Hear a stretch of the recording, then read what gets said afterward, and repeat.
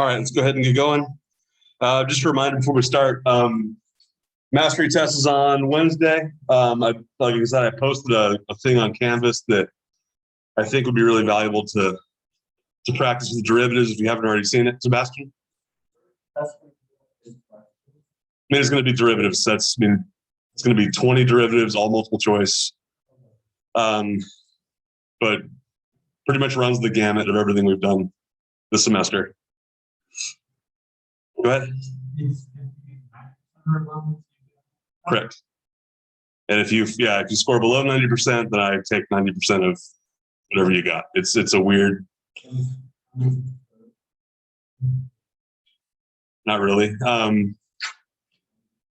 So what I typically do for class, I don't really generate any kind of a curve or scale until the very end, which actually brings up something I want to talk to y'all about. So the grade cutoffs under syllabus, 90% for an A, 80% for B, those are carried. That's not to say if you have an 88. If you have an 88, you might have an A. Sometime soon, or maybe a certain amount of quizzes and homework, things like that. I just don't like doing those things. Near the beginning of the session.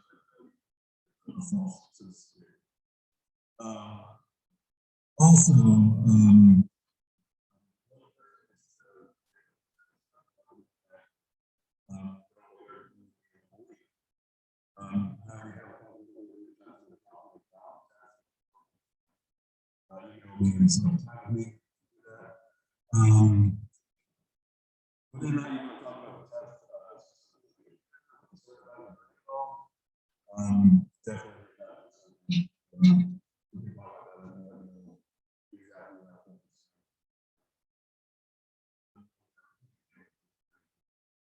if you're at all concerned, talk to me and we can talk about kind of what your prospects are and what you can do to get there, to get on track. Any questions? All right, so yeah, mastery test Wednesday. I put a quiz online last Friday, just do this Friday. We're gonna finish this section today, and I'm leaning towards having the homework due Thursday night. I think that's everything that's coming up. All right, so we talked about concavity last time, which is kind of a measure of it goes directly tied to the second derivative function. So one thing we talked about at the very beginning of time was the derivative function tells you a couple of key things, among others. It's the instantaneous rate of a function at any point, or it's the slope of the tangent line at that point. So we did this first little sub. We said in here, this one is constantly down. We remember why we said it.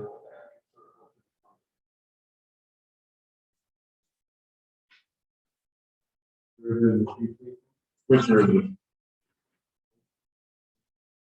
The first derivative decreases. What's the second derivative? What's the second derivative decreasing? You do not negative everywhere. Why did I draw these tangents? What do those help us understand?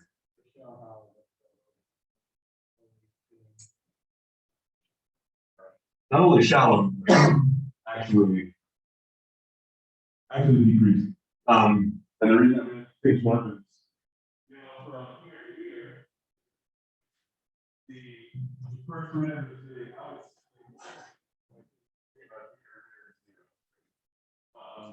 which for a time that's true.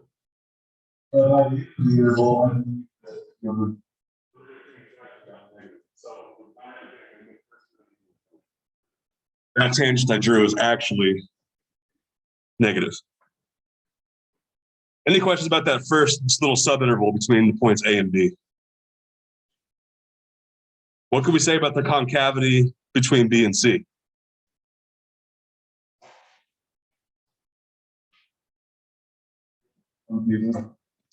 Okay, I have a vote for concave up.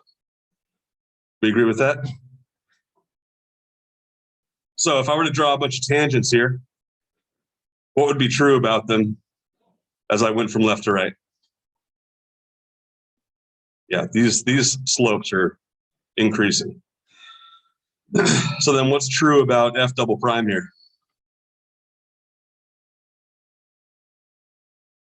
It's positive. Which really, and in that first row, I wrote three things. F prime is decreasing, F double prime is less than 0, concave down. Are those all the same? You know, those all get the same.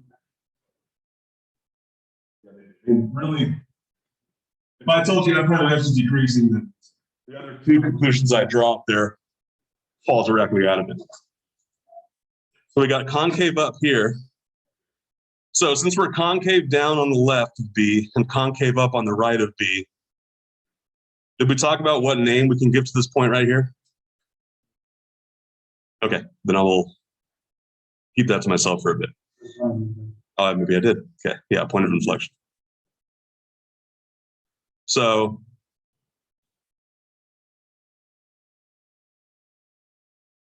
basically what point of inflection is this? If the second derivative to the left, one side of this on the right hand, then you have inflection. Think of this like the second derivative analog to a local min or a local max. The concavity is changing here. So in this particular instance, I went from concave down to concave up. Inflection points can be either that situation or the converse. Question?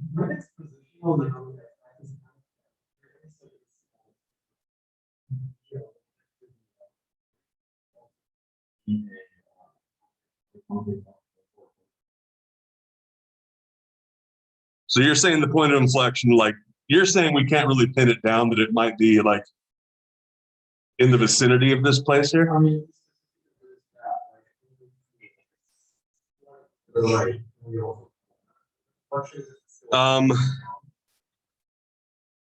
gonna say no for now.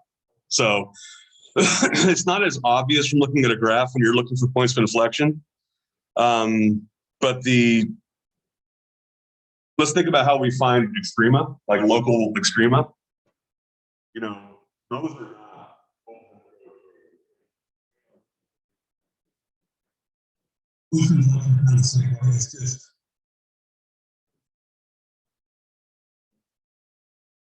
Right. So the example I don't know if I can that's all this. The concavities are,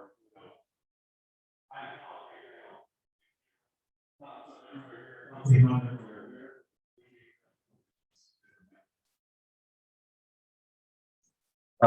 But also in general, I mean, a point of inflection is a point. It is not a neighborhood of points. It's a single point.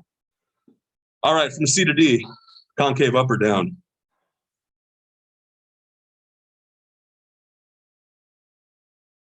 Down? We agree with down?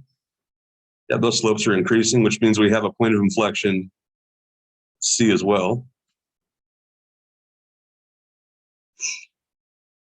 How about from D to E? I think I heard an up. Do you agree with that? Yeah. Which means D is a point of inflection.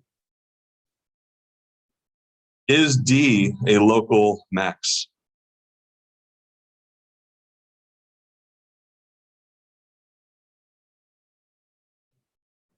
I'm going to vote for yes.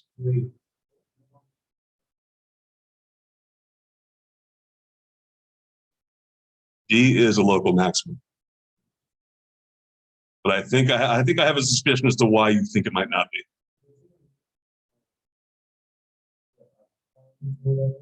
Yeah, but I can, well, but I get to choose that epsilon.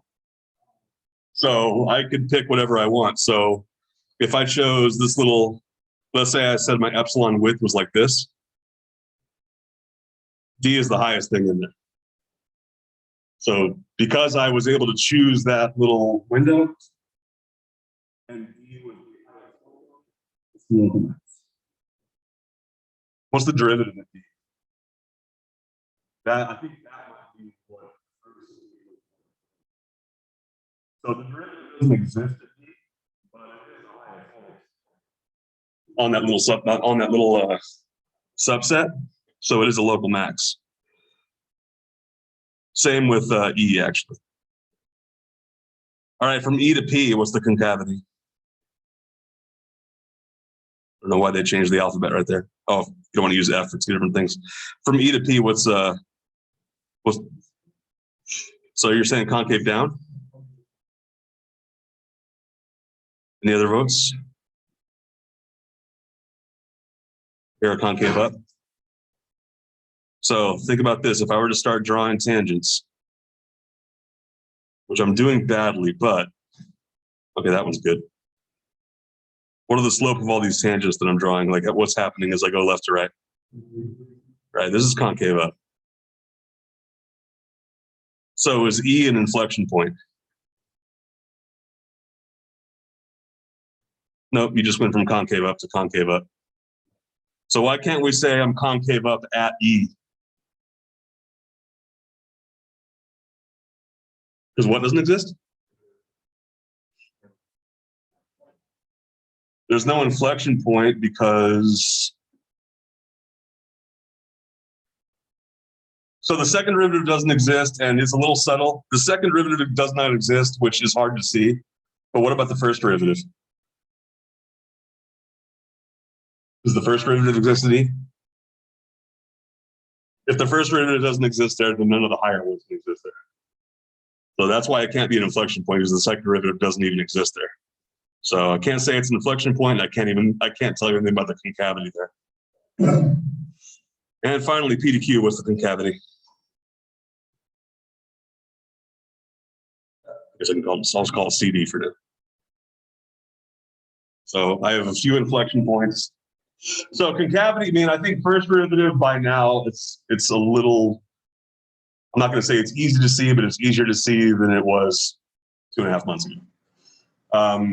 Looking at a graph of F and trying to see things about its second derivative is a little more subtle. It takes a little more practice to see those things. But any questions about how we've kind of divided up this function here in this graph? Okay. And then, yeah, I guess I thought I showed you this, but maybe I didn't. Yeah, these points for the derivative the second derivative is 0. So a couple conditions here. One is that the second derivative at a point is 0, and the concavities are different on either side. If you meet both of those conditions, you have an inflection point.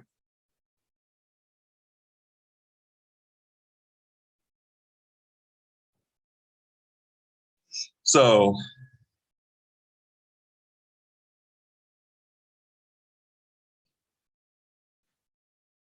should I do this? Should we do this now, or should we wait to the very end? Yeah, let's give it a shot. So I want to sketch a graph of a function that has all these characteristics.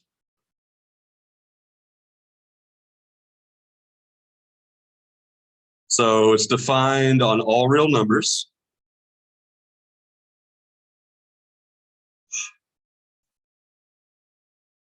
So I got a bunch of different things on my checklist here. What should we look at first?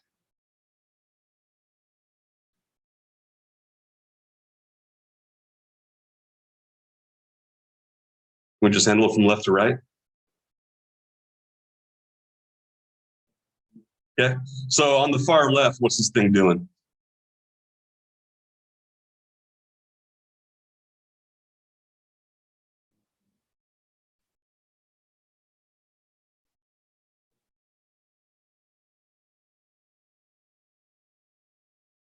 Negative. So what's positive? The derivative is, right?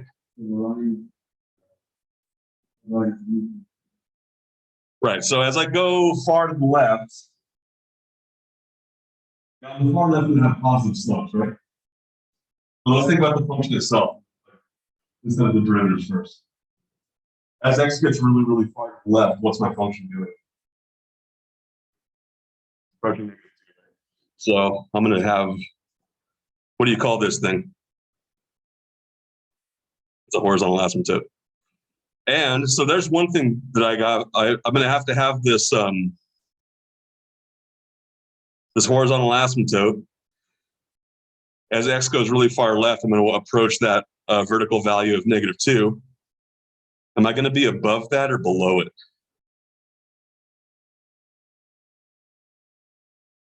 What I mean by that is it going to look like this, or is it going to look like, what tells you it's going to be above?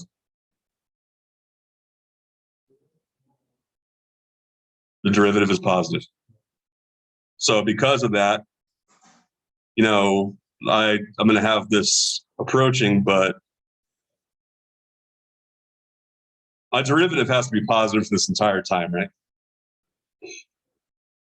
Until where? When does the derivative stop? Like, when does this function stop increasing?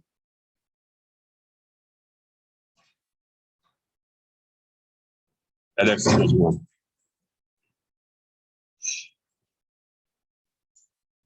But we have to think about what else is going on. So let me go ahead and check this one off. I think this is handled. So what else do I know about the way my function is going to behave on the way up to x equals 1? It's going to be concave up until -2. So what does that mean about the way this function is going to look until I get to -2?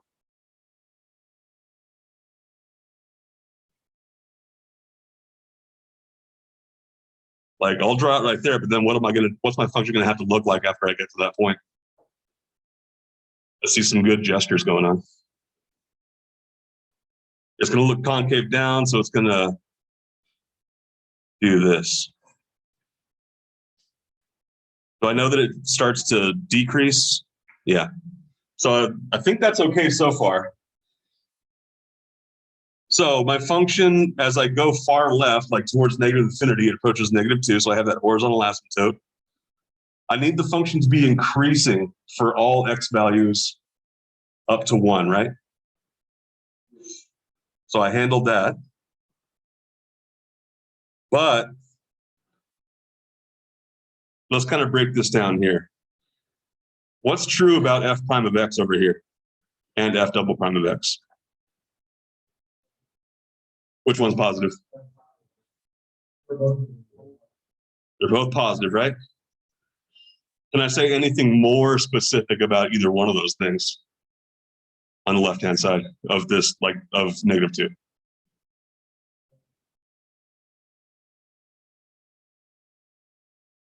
So remember, the concave up does not mean f double prime is increasing. It could mean that, but I can't say anything that strong. Oh yeah, I can say the second derivative is approaching 0. I mean, in this case, yes, I can. The thing I'm really looking for is this: f prime of x is increasing, which, as we said, is the same thing as saying f double prime is positive.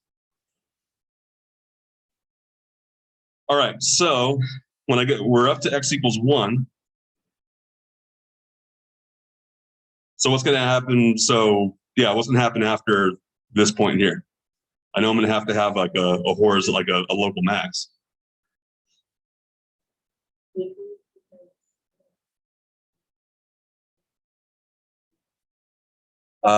That's one reason we can say that.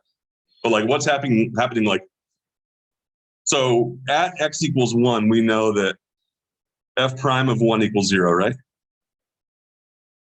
But we also know what's true of f double prime of 1. It's negative. So what does my function need to be doing? It needs to be decreasing and at a decreasing rate, right? But it only does that, I think, for that 1 unit up until x equals 2. So I went too far with that.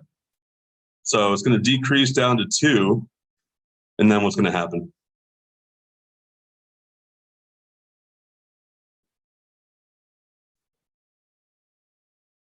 What was that? I'm sorry?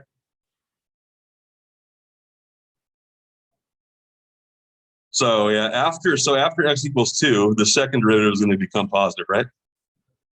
So this function is going to start, it's still going to be decreasing, but the first derivative is going to be increasing. So all these slopes are going to get more positive, or sorry, they're going to increase. So basically, I'm going to get closer and closer and closer to zero, but I'm never going to reach it. So have I met all of these conditions?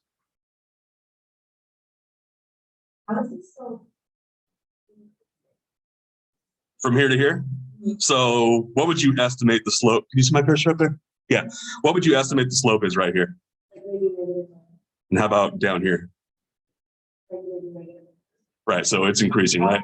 So, and I think that's one thing to keep an eye on is that the slope is getting shallower, which doesn't always mean it's. So yeah, I mean, my slope was going to go from like, let's call it -1. The slope is going to trend towards 0, which makes it all. So that it's kind of subtle, but it is a concave up there. Yeah, good question. Anything else on this one?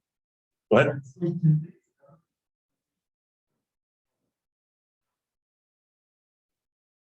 Concave down. So yeah, we could do that. Could I do it under these conditions? I don't think we could do it given the 6 like bullets I already gave you. But if you wanted to have a function that was concave down as x went to infinity, I mean, a really good example is just this parabola. Think about what's happening as x gets bigger and bigger. Those slopes are just going to get more and more drastically negative. So like, yeah, I mean, yeah. So that's why I say I can't have this thing concave down. So since I have this asymptote,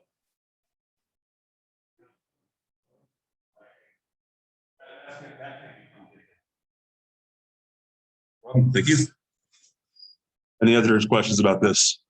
There's a lot of stuff going on in this example. All right, going. So another cool thing about the second derivative or on the second derivative is this.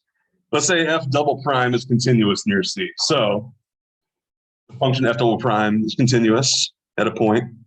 Let's say with this, if f prime of C equals 0 and f double prime of C is greater than 0, then what does that say about what's happening at C? So let's draw a picture. Let's say this is C. If f double prime is 0, or sorry, f prime is 0, what does that mean about what the function's doing at this point? The local max or min, right? So I know I have a tangent that kind of looks like that, or in just around that point. But f double prime of C is positive. What else does that tell us about what the function is doing around that point?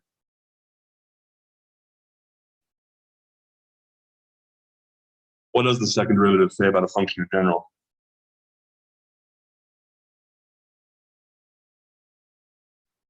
Actually, let me ask it this way. What does the second derivative of a function say about the first derivative? Go ahead. Well, I mean, yeah, so we know it's concave up, right? And one thing I'm just going to bring us back to the derivatives is the derivative of a function always tells us the rate of change of a function. Remember that the second derivative is just a lot of ordinal numbers. Second derivative is f double prime is the first derivative of f prime, right? So if f double prime is positive, what does that mean about f prime? It's increasing, right? So basically what I know is this. I know that f prime is 0, but I know to the left of that point, f prime must have been negative, right? And afterwards, f prime must be positive.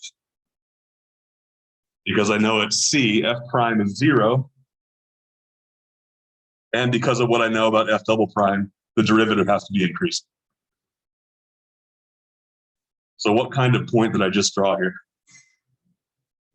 The local min. So here's another way to figure out what kind of point you're looking at. If you have a critical point with a derivative of 0, the second derivative can tell you what kind of extreme it is. So by the same logic, let's draw almost the same kind of picture. If your slopes are increasing up to that point, sorry, my slopes are decreasing everywhere around this point, so they have to go from positive to 0 to negative. That's a local maximum.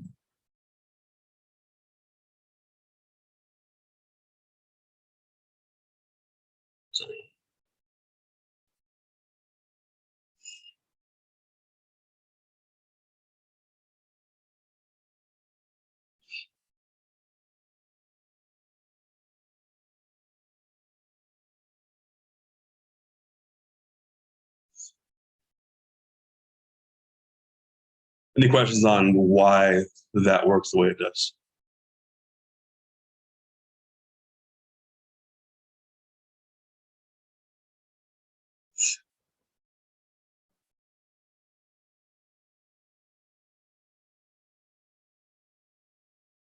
All right, let's do an example here.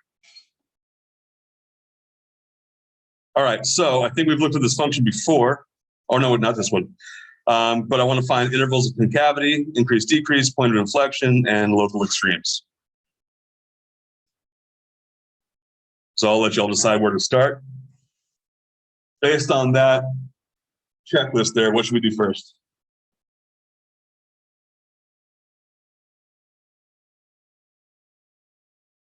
Go ahead. Okay, so what's the first derivative going to be? Okay. What's the second derivative?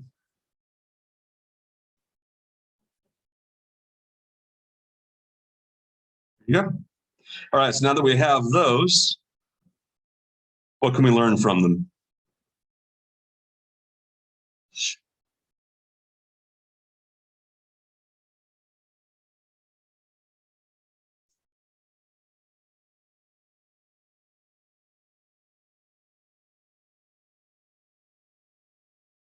We can do point of inflection. So how do we find points of inflection?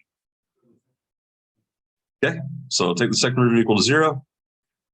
That gives me this. If I factor out at 12x, I get 12x times x minus 2. So do I have inflection points at x equals 0 and x equals 2? Do I know that for sure? I don't. So I might, but what do I have to do to make sure?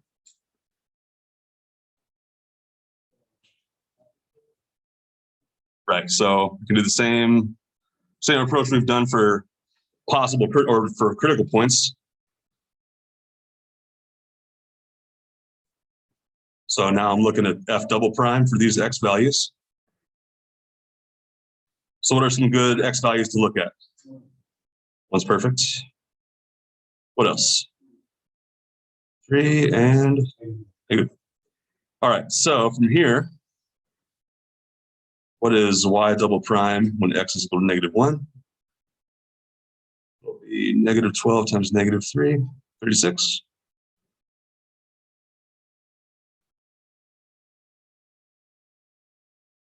What is y double prime of 1? 12. And finally, positive 36, right? So how many inflection points do we have?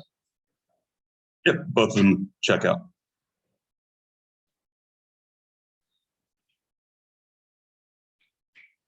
But I want to find out exactly where they are. So how can I finish locating those two inflection points?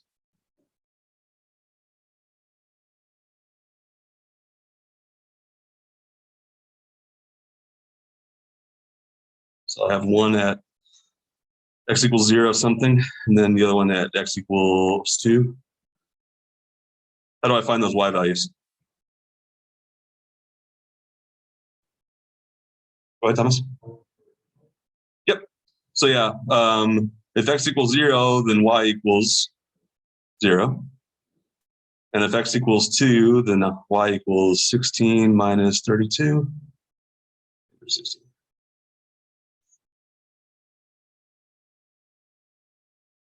All right, so we got our inflection points.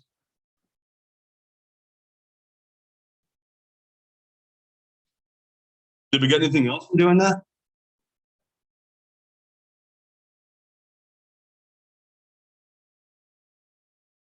So we got something else on my wish list here for free. Sebastian?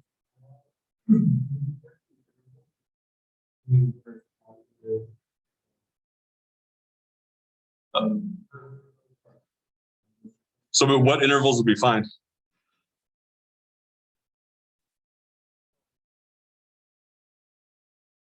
Huh?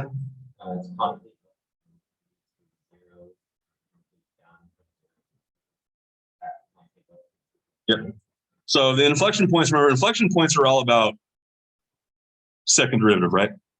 So since we know where the inflection points are, this number line here gives us everything we need to know about concavity.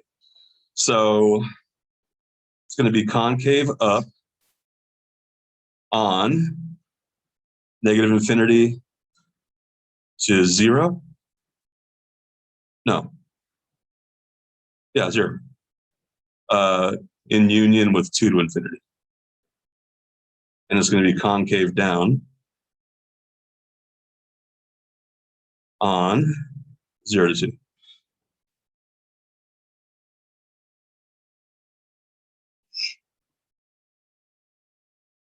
So I think we have everything I wanted to know about the second derivative. All right, now what?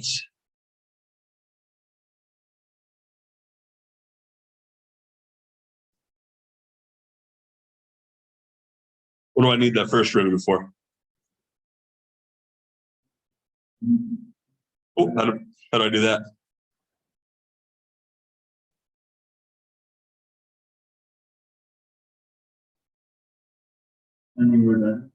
Yeah. So finding where that equals 0 is going to give us, now what do we call these things? Yeah, this is going to give us critical points. So now I have, again, 2 possibles.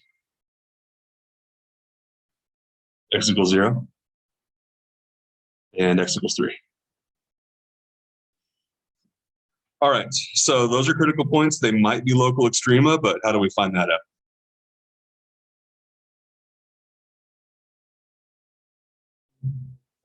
Yeah, I mean, so that's really powerful for helping us figure out what the function's doing. So I'm looking at this time f prime, and I found critical points at x equals 0 and x equals 3. So I need test values in between, less than, greater than. Go ahead.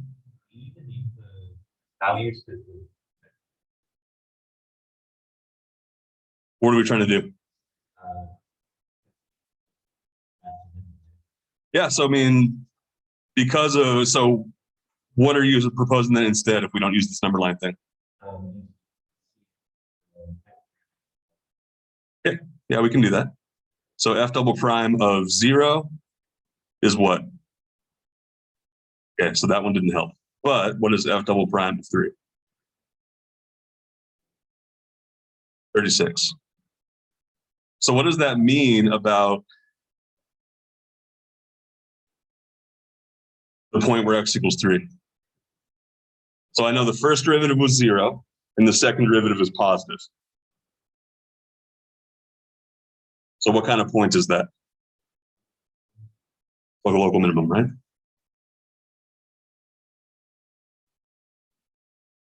We have a local minimum at 3 what?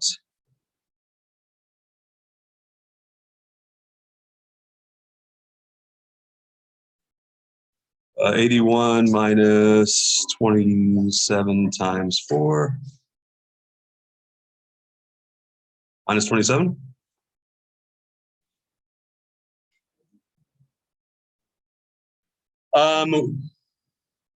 That came from the second derivative, so f double prime of 3. And I didn't calculate it because we already did. We happened to have it from doing something. We have a local min at when x equals 3. So what do I need to do? So what does that mean about the derivative between 0 and 3 and greater than 3?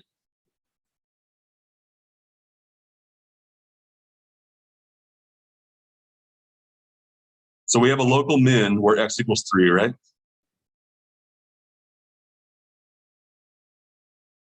So yeah, it's negative here, positive here, 0 here. And something I'll mention, we use the second derivative test to kind of attack it this way. You can definitely use a test point here, like you probably like to do 1 and 4. You could definitely use those test points and learn the same stuff. It's kind of all about how you end up going after this. We could have also easily done the first derivative stuff first. So now, because the second derivative test didn't help us with x equals 0, how else can we figure out what kind of point that is?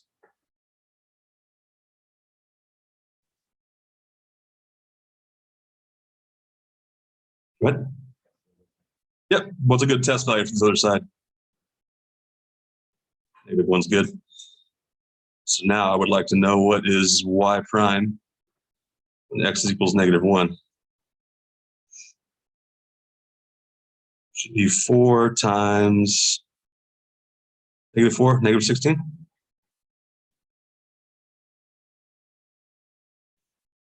So what kind of point do I have at x equals 0? The saddle point. So my only local extreme is this thing. But You know that it's a saddle point because secondary zero. no. So that's a good question that come up. Because the second derivative is equal to 0, that all that means is the second derivative test didn't help you. It really, there are cases where the second derivative is equal to 0, and you could have a local min, local max, or saddle point. Obviously, that's what we did. All right, so we found local extrema. Could have had 2, only had 1. So the last thing we have to do is do intervals of increase and decrease, which I think we have done enough to figure that out. So where is this thing increasing?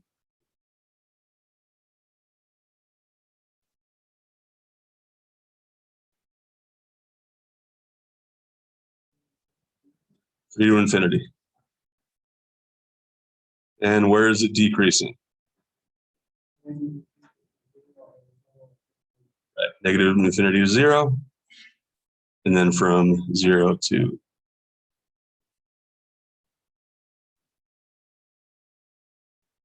and I think that is everything, right?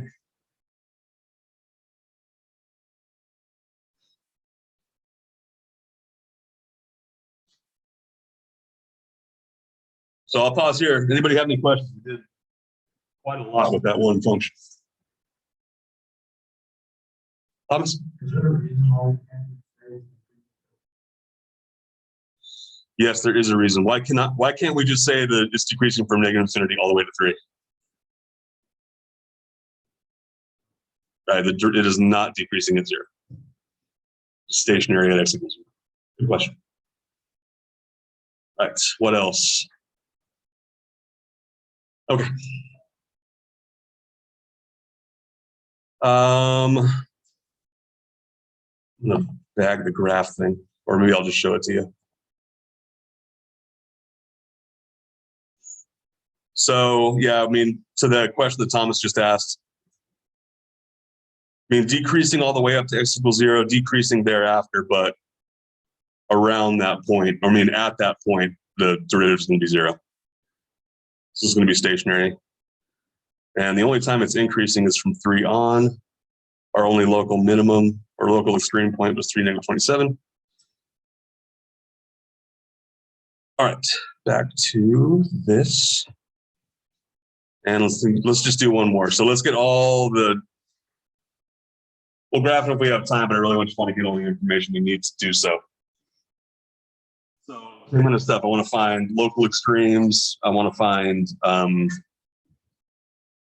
intervals of increase and decrease, intervals of concave up, concave down. Basically all the stuff we just did.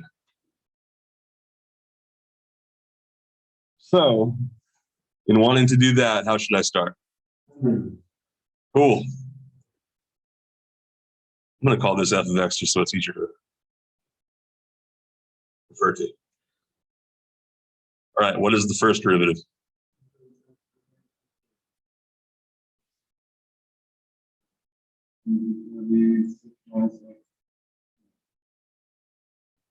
So it's so far so good. There's more to it. But yeah, so far so good.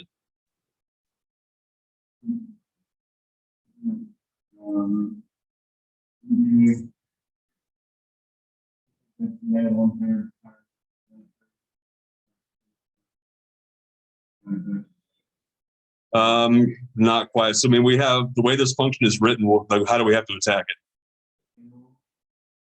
Yes, but also what else? What? Yeah, product true. Yeah. So I mean, I need to treat this thing that as a function and that as a function, since I have no hope of distributing there. Otherwise, that would be a lot simpler. But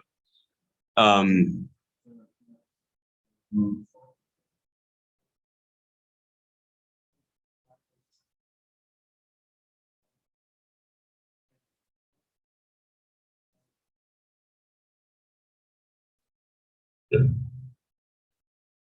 So I think we can simplify that a little bit, but that is the first derivative. Go ahead.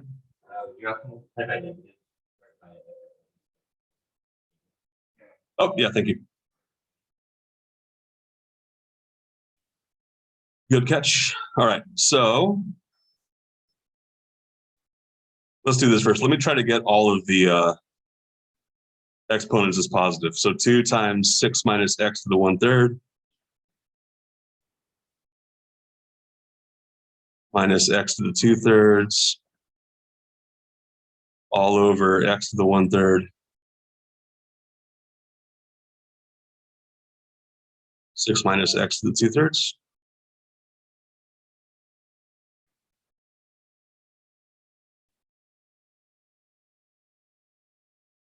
So there's my first derivative.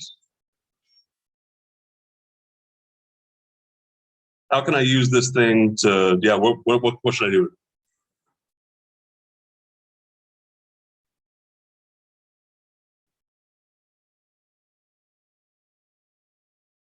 Can I simplify it any better?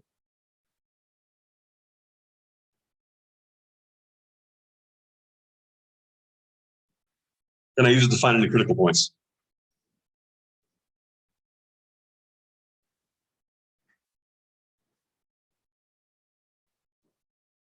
Let's find the critical points. How do I do that? Yep. So that's going to give me some of the critical points. If I set this equal to 0, I'm going to have this 2 times 6 minus x to the 1/3 minus x to the 2/3 equals 0. Yeah.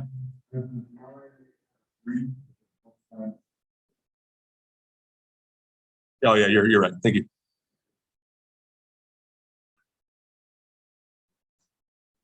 All right. So I need to solve this thing. How can I do so? Kind of tricky now that we have those fractional exponents in there. So here's my first subtle hint. Is there any way I could stop thinking about this in terms of fractional exponents? I mean, so I can actually get this to have only integer.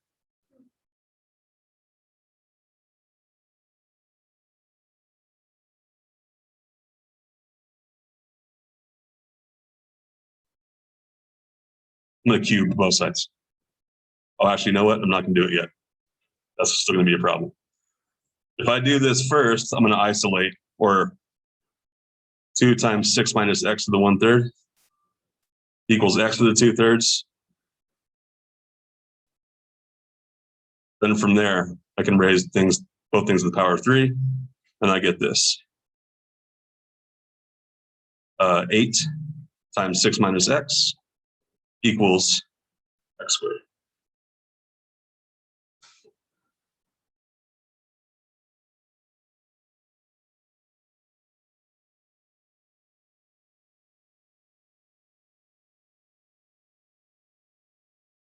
Now I have a quadratic I can deal with.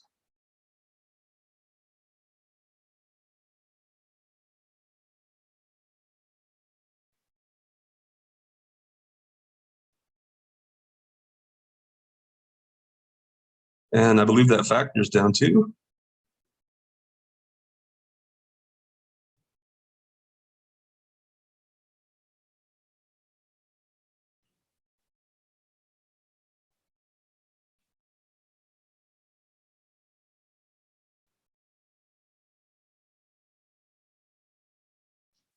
any questions on how I got there?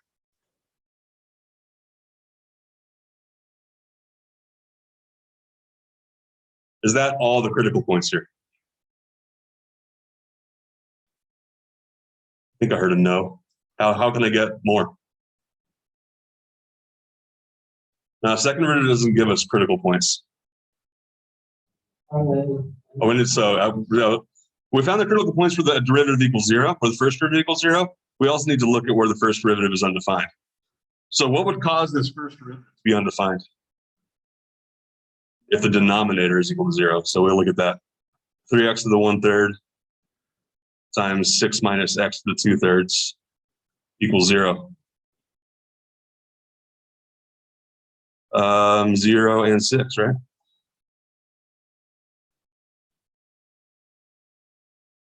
So here are my critical points: 4, -12, 0, and 6.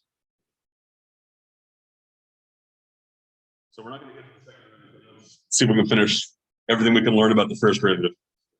Now that I have those 4 critical points, what can I do with them? How can I learn about this function using those 4 points?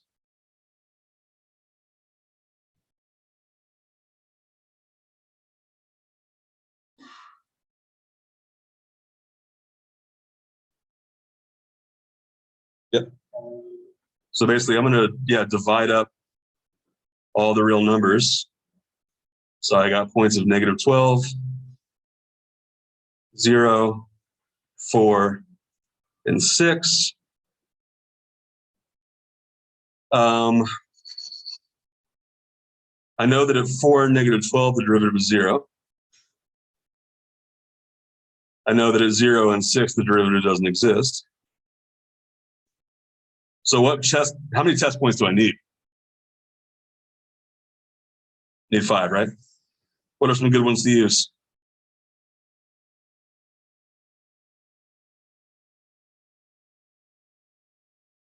-1's good. How about +1? 5. How about 12? Then -18.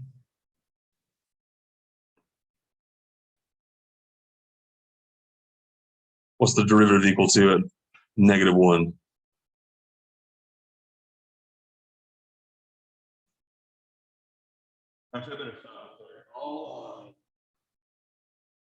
I will leave you to finish this if you want. We'll probably not come back to this on Friday, but I think it's good to go through this. Or I think there are a couple on web work with these more complicated, non-integer powers.